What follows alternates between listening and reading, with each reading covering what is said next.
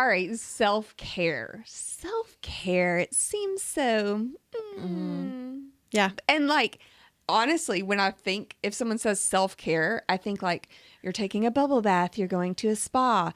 That is so not how I do my self-care. Yeah. And I know that is so not how you do yours No. either. Well, maybe sometimes. I mean, but- if needed, I think it's different, especially what you're dealing with. So we're going to talk all about that, okay? Yeah. Welcome to It's a Mental Thing, the podcast that dives deep into the power of the mind and the heart of mental health.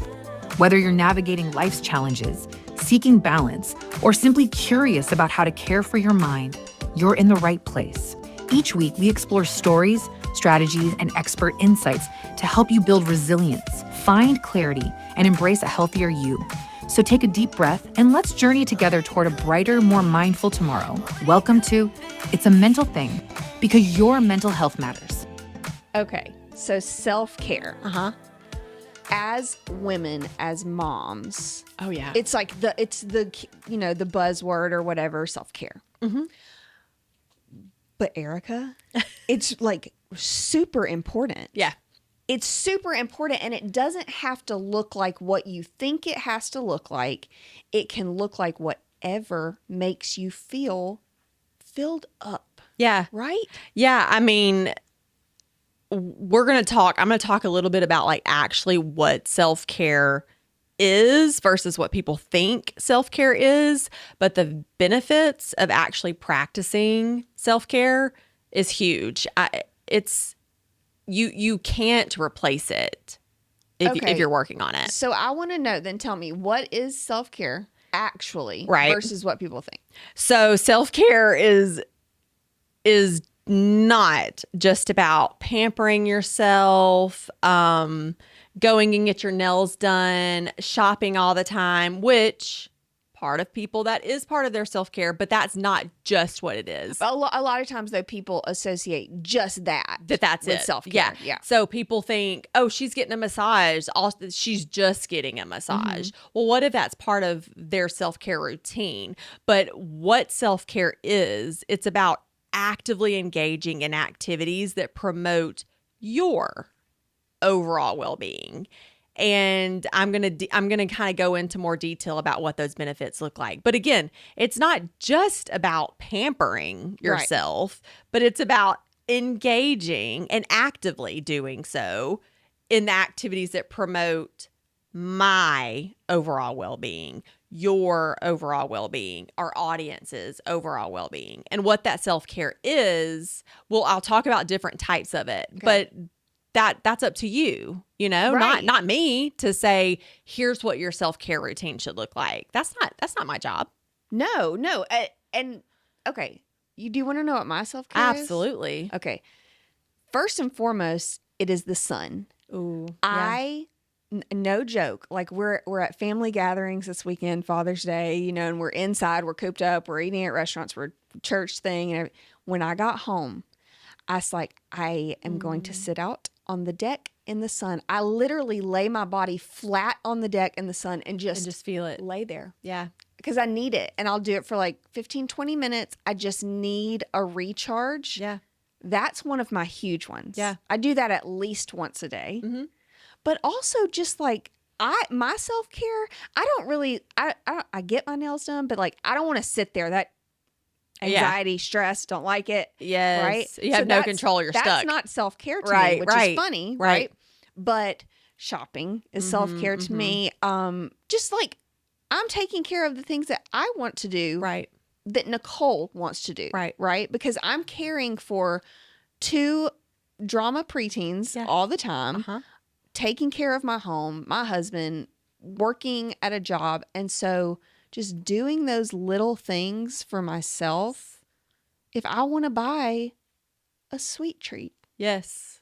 that's You can. self-care for me. It is. Right? And what happens is it's that dopamine, that serotonin hit that you're needing. Like, yes, there is a true shopping addiction, or there is a true therapeutic shopping style, right? So when they say this is therapeutic to me, I'm going shopping. Now, I can go to Target for one thing, but my brain won't let me just purchase just one thing. Right. It feels better. Like you can actually feel better when you're going and like, oh my gosh, this looks good. This looks cute. Now, when you've dropped $300 later, then we talk about, Right. okay, like, do we have, like, are we making a problem bigger than what it Everything is? in Right. moderation. There's balance, Right. right? But there's no way anyone should tell you. Now, if you're shopping every single day, balance, right? We have to Right. work on that. Right. But if there's a moment or a day that you need a Nicole day and that takes you to Target or wherever, that's fine.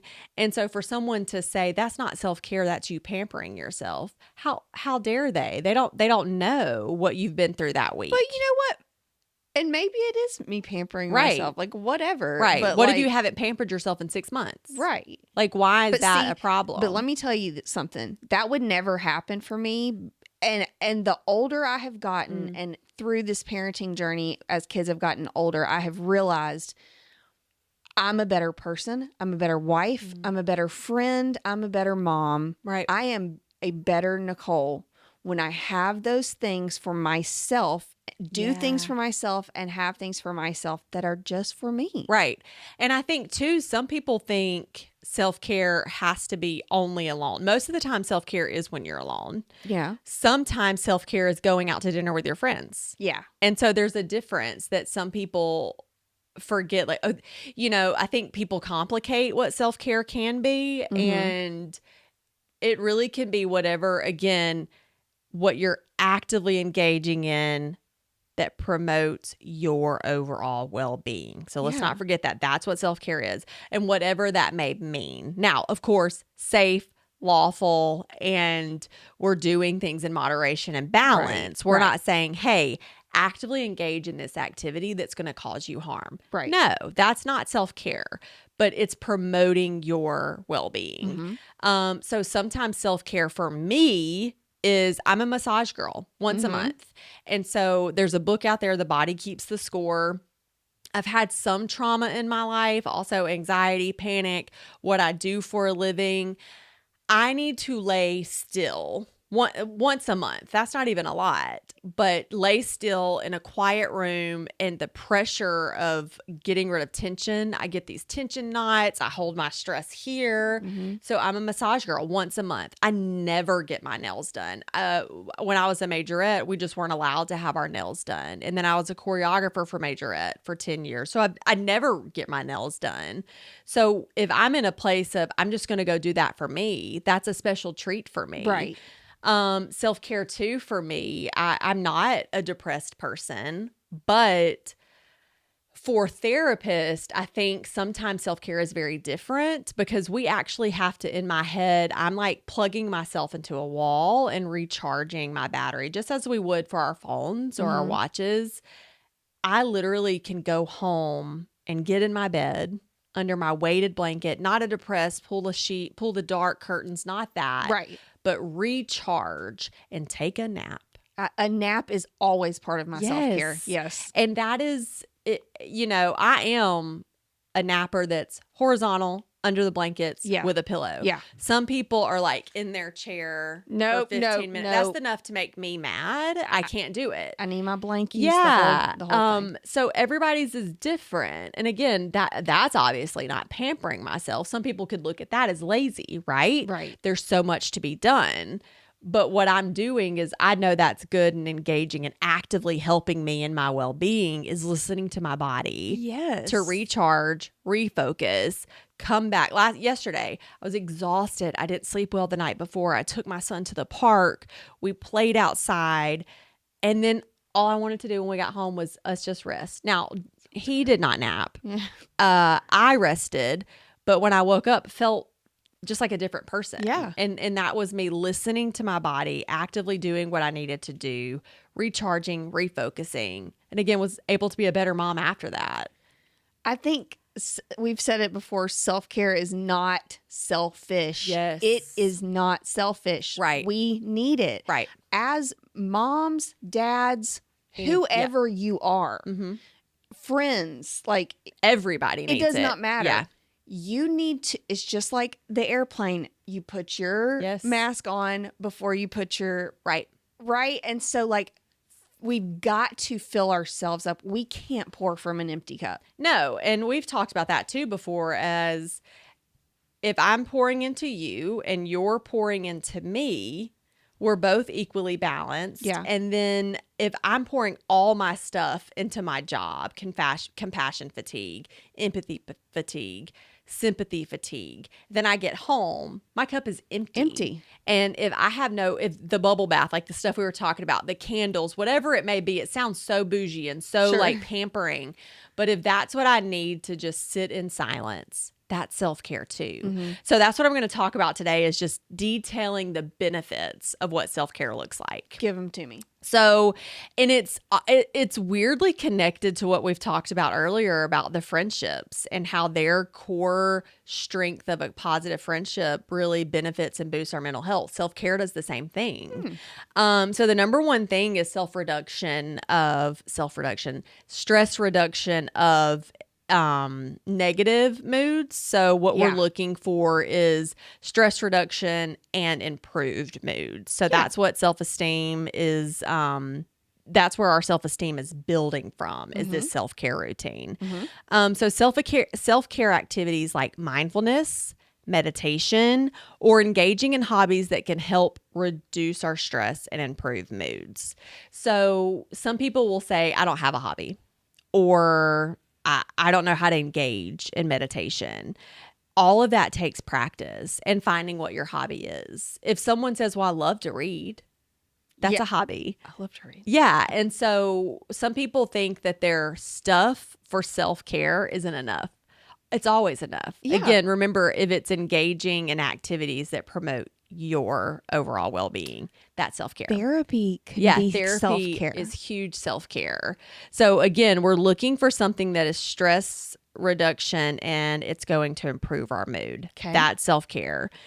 Enhanced mental and emotional well-being. If we are practicing self-care, we are seeing an enhanced mental and enhanced emotional well-being overall. So we're practicing self-care, and this is where it helps us build resilience, helps us learn how to cope with life challenges and life stressors. So again, some people don't know how to cope. That's where therapy comes into play. That's where friendships come into play. If you do not know how to cope with your life stressors and you aren't practicing self-care, that enhanced mental and emotional well-being state may not be there. So that's something we would need to talk about, or you would need to talk to a professional about. How do I learn how to cope with life stressors? How do I learn how to find that emotional, mental state of positive well-being, self-care? But also, what is my self-care? So that's something else. Practicing self-care can boost our self-esteem, improve our self-awareness, and foster a sense of purpose. So It's true. yeah, like when you feel that lack of self-purpose, you always want to ask yourself, what am I missing? What's missing in my life? What am I not listening to from my own body and from my own mind? And sometimes that is taking care of yourself, recharging and refocusing. Activities. This is such a therapy thing to say, but it is so true. But activities like journaling, talking to a therapist, practicing self-compassion also can promote like emotional regulation. And that's a lot of things. That's something that people have struggles with, is that emotional regulation and what that means. But self-care also promotes mental clarity. But all of that right there is therapeutic. Yeah. So journaling, talking to a therapist, practicing self-compassion. I was going to ask you, do you know, like, what is self-compassion to you in practicing that? Self-compassion? Uh-huh.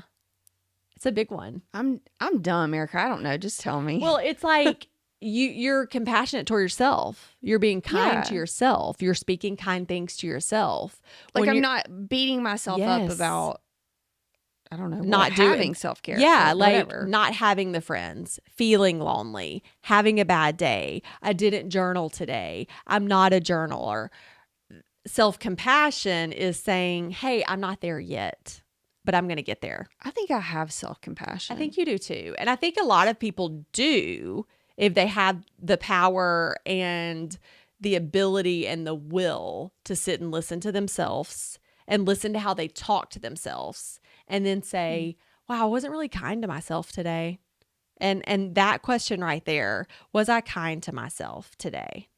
That helps you answer questions like, did I treat myself well today? Did I give myself compassion today? Because if we're giving compassion to other people all day long, why aren't we being compassionate towards ourselves? Right. That's us giving and feeding positive energy to other people, but then only feeding negative energy to ourselves. Right. So that's lack of self-compassion. So we want to practice self-compassion during our self-care. So if I go to Target, drop my red card, I may, in that moment, I'm like, ooh, shouldn't have done that. I feel great. But I could say, I need to take everything back. I can't believe I did that. That was wrong. I didn't need to. I could just beat myself up about it. Or I could say, you know what? It's okay. That was okay. And I needed something today. And that filled my cup. Yeah. So that's self-compassion.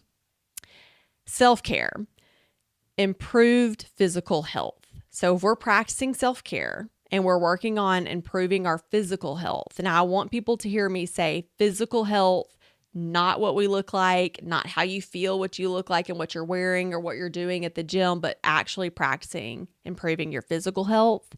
Self-care includes physical activities like exercise, healthy eating, adequate sleep, which are all crucial things of maintaining our physical health. Yes. You know, so for anxious people, I know having adequate sleep is a huge, like if I do not have good sleep, that is a huge trigger factor for me and my anxiety. Same. Yeah. Yeah. And I think a lot of anxious people would say that. They may not know it, but if they think the next day, I didn't sleep well last night, like I was up all night and today I feel more anxious, that because you didn't get adequate sleep last night. So all of those things, exercise, healthy eating, adequate sleep, all of those are crucial to maintaining a physical healthy outlook on yourself. Yeah. These actual activities, the ones I just listed, improve our sleep. They reduce muscle tension, again, which is why I get massages because I am someone that is very tense. And it helps manage weight.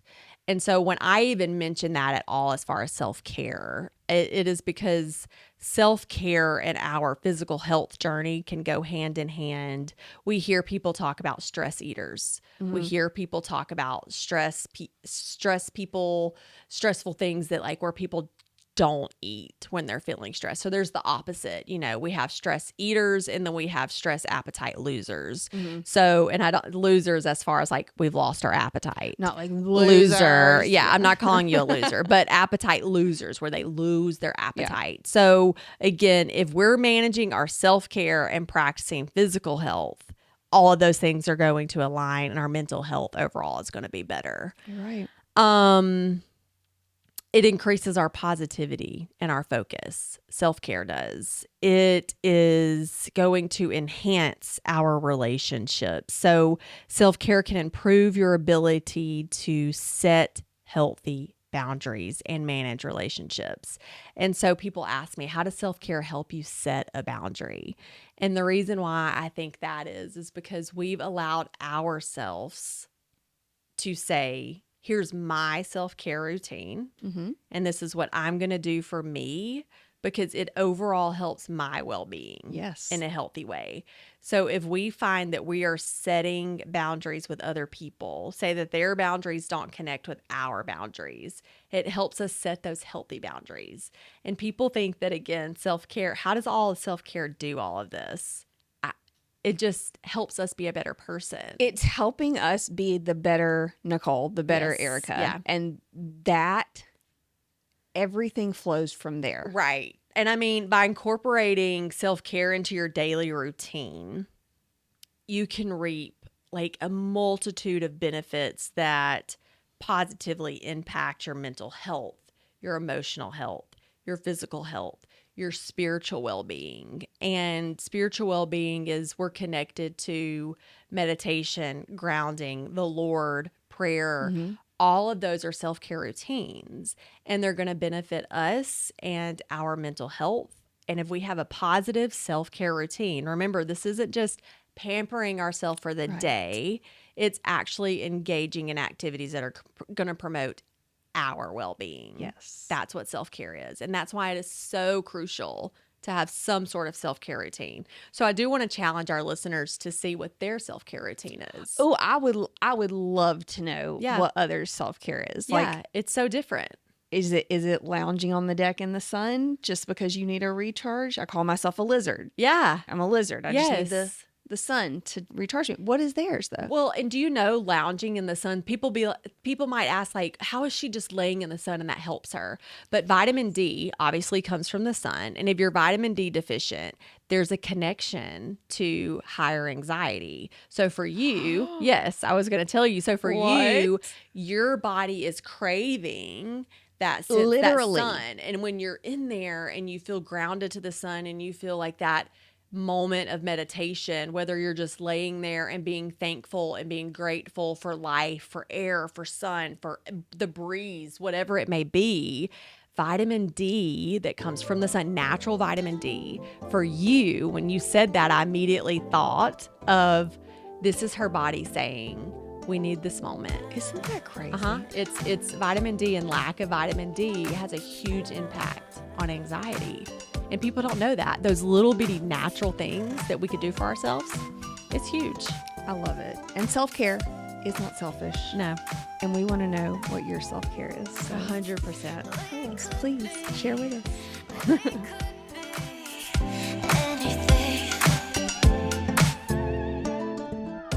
Be sure to follow our podcast on your favorite platform or find us on YouTube. Just a quick note. It's a Mental Thing is here to inform and inspire, but it's not a substitute for professional medical advice. If you're facing a mental health challenge, we encourage you to seek help from a licensed therapist like Erica or a healthcare provider. Remember, your well-being is personal, and only a professional can provide guidance tailored to your unique needs.